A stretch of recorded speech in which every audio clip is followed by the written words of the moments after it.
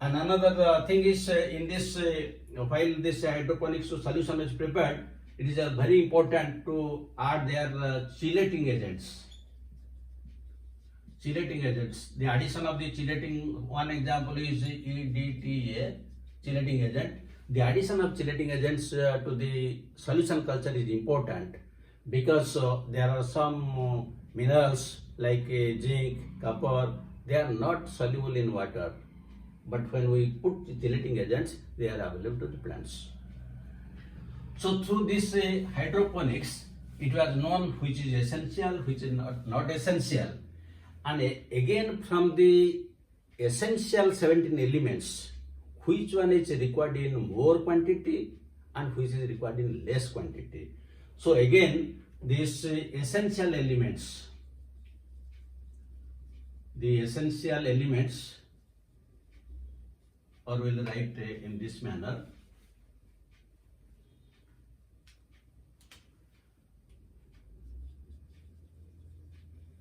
Essential elements. The elements are 17 number. Now they are categorized into two.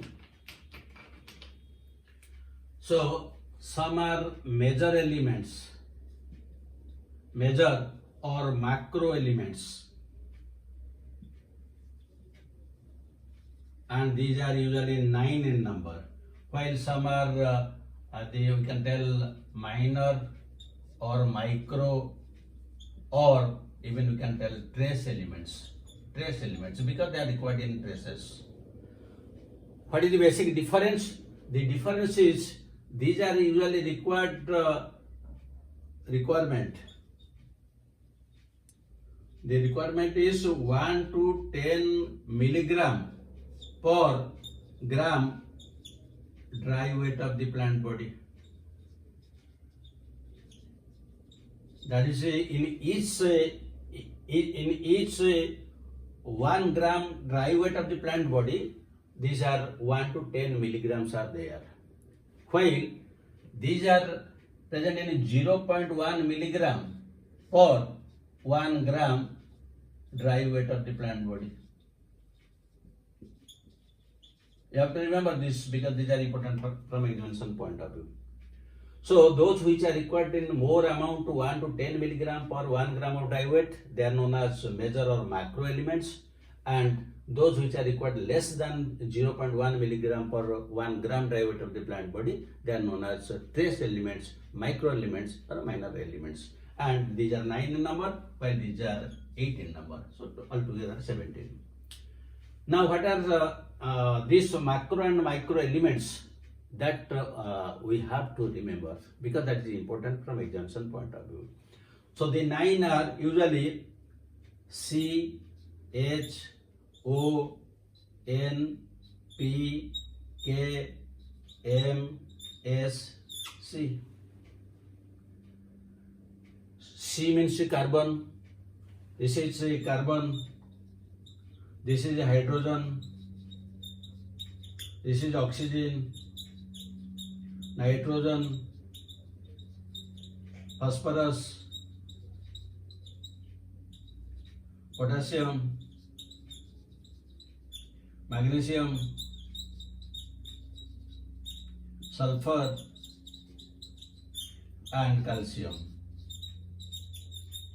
Why I have written in this order? Because it becomes very easy for you to remember, so that when question comes, definitely you can write the correct answer. CHO, because these three are the components of all carbohydrates. CHO, NPK. NPK is the major constituent of, that means nitrogen, phosphorus and potassium. They are the major constituent of most fertilizers. Then MSc, you know that MSc 1 degree is there after BSc. So easily you have already remembered CHO, NPK, MSc.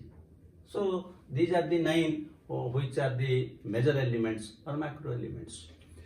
Now the 8 which are coming under this trace elements, these are usually this one is iron, then the second one is copper, then this manganese, then molybdenum, then zinc, then next is boron, then chlorine and nickel 8.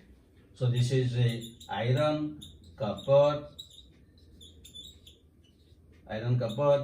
then this is manganese, molybdenum, zinc, boron, chlorine and nickel. So for this these 8 you develop your own system of remembering, but you must have to remember the macro and micro elements, because usually question is asked which of the following is a macronutrient, which is a micronutrient, which is the odd one. All these things, so many times the questions have been asked. So you have to remember the 17, both macro and micro, plus these 2 requirements. And all these were determined only through the hydroponics. But sometimes students used to confuse, because they confuse regarding this iron. Because among the micronutrients, the iron is used in by the plants in sufficient quantity. Earlier, that iron was here in this case. That means it was 10 in number and that was 7 in number. But it was found that the amount of iron that is present is less than 0.1 milligram per gram of the diet of the body. So that was shifted. So if you find in some books having so many MCQs, sometimes you will be confused, because earlier this iron was treated to be a macronutrient. Then if you believe that book, then you will go wrong. So be careful for this iron. Then the next thing that is, what are the main functions carried out by these different elements?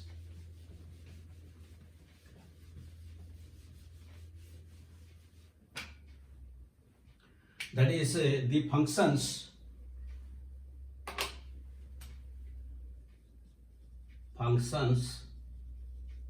of essential elements. So the different the function of different elements is, number 1, they are the constituent of a protoplasm. When the protoplasm will be analyzed, we will find that different minerals like carbon, hydrogen, oxygen, nitrogen, phosphorus, sulfur, CHO and NPS. These are the major constituents of the protoplasm. Without them, the protoplasm cannot be constituted. And you know the importance of protoplasm. Protoplasm is everything, the cytoplasm, the organelles, the nucleus, everything. They cannot function without these elements. The second function, they are the constituents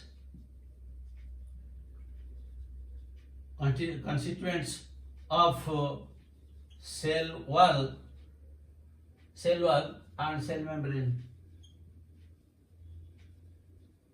And here 3 are coming: carbon, hydrogen and oxygen, because they are the constituents of carbohydrates as well as also fats.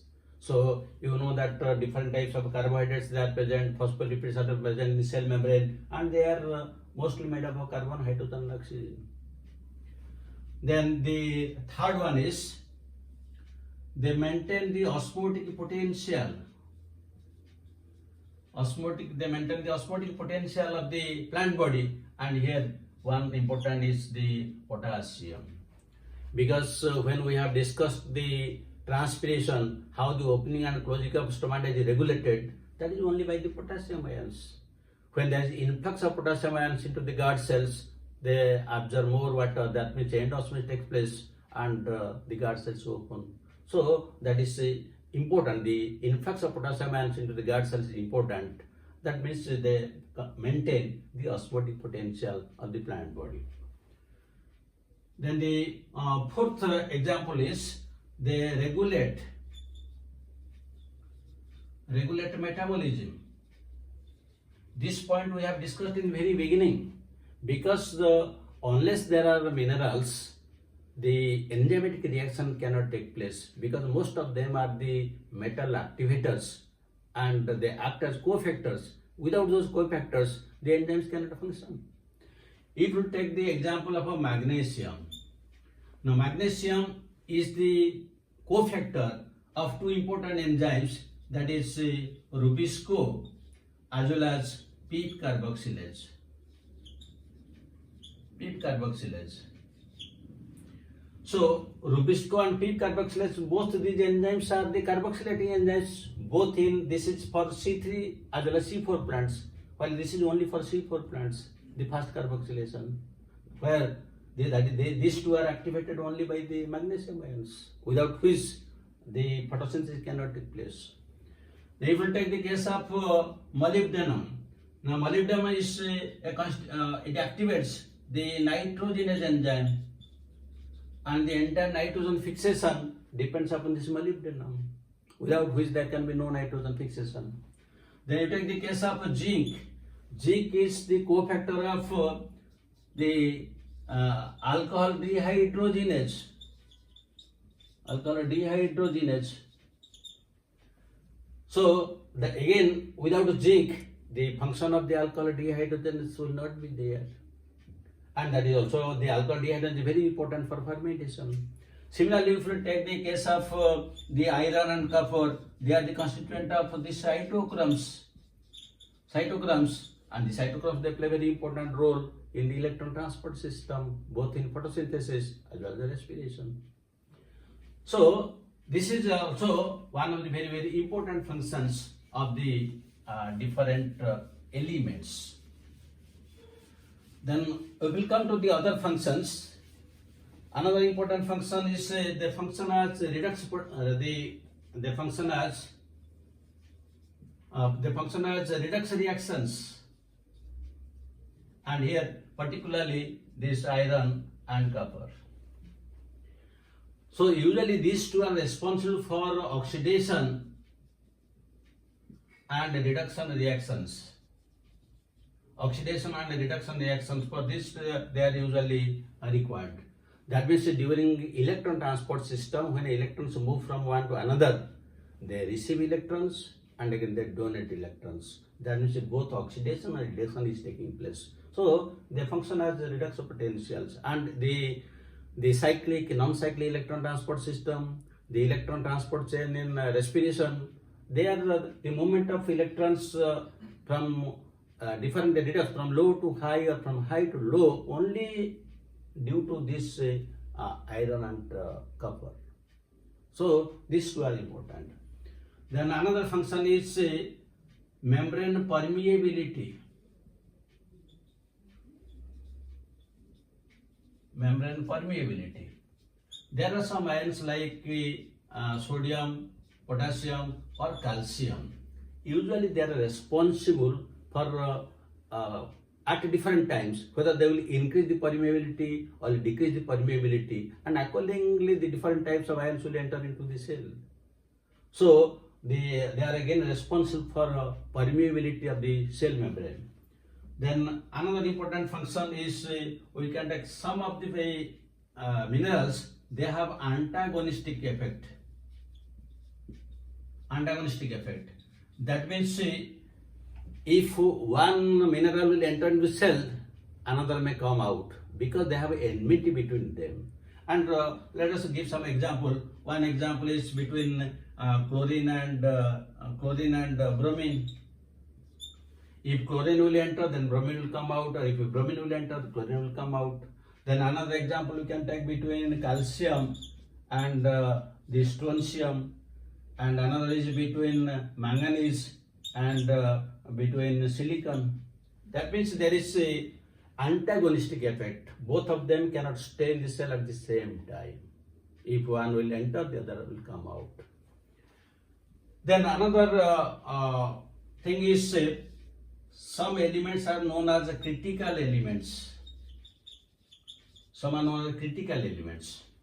Critical elements are these, usually NPK. Nitrogen, phosphorus and potassium, these three are known as critical elements. If any one of these three will be absent, then that deficiency is known as primary deficiency. Primary deficiency. Because these three are very important. That is why sometimes you will find in the fertilizer sacks, you will find it may be written like this 15, 10, 15 or 20, 15, 10, like this. What are these? This is NPK. That means in this proportion that fertilizer has been prepared, which will be applied to the plant bodies. Because they are very important for the growth and development and for the life cycle of the plant body. So they are known as critical elements, and their absence is known as critical deficiency or primary deficiency. Then another important thing that we'll discuss is what are mobile and immobile elements.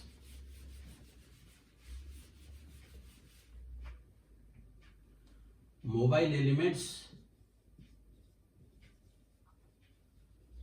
and usually the mobile elements are sulfur, nitrogen, then phosphorus, potassium and magnesium. While the immobile element is mostly calcium. These are the mobile and immobile. What is the meaning of this and what is also importance?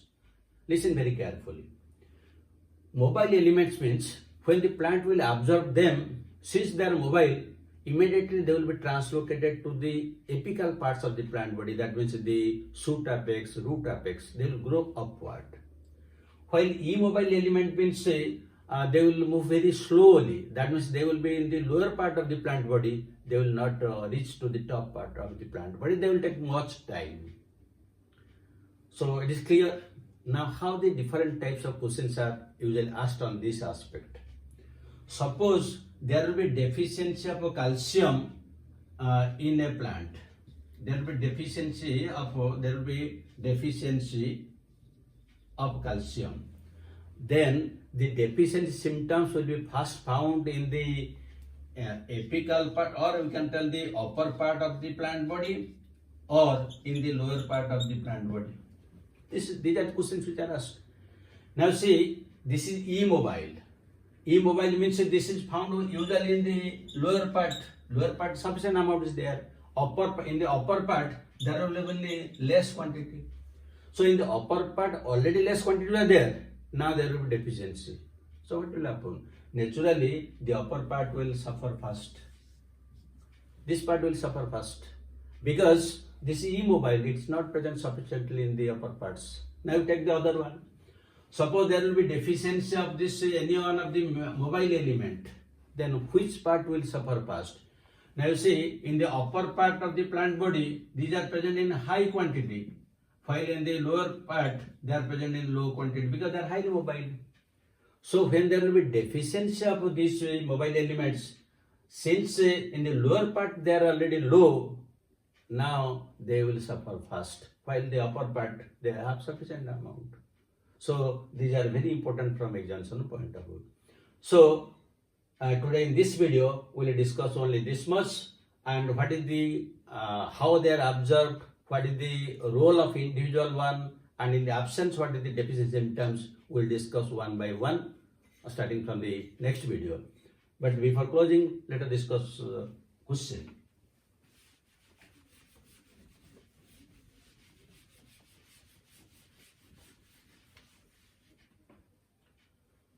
So one question we can discuss: which of the following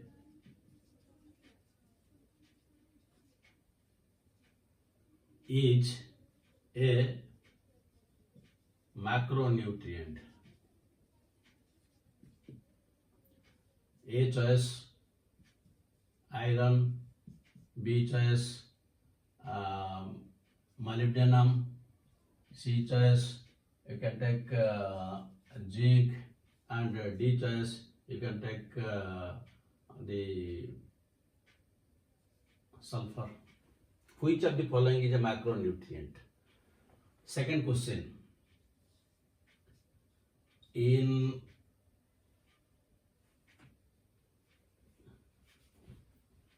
when there will be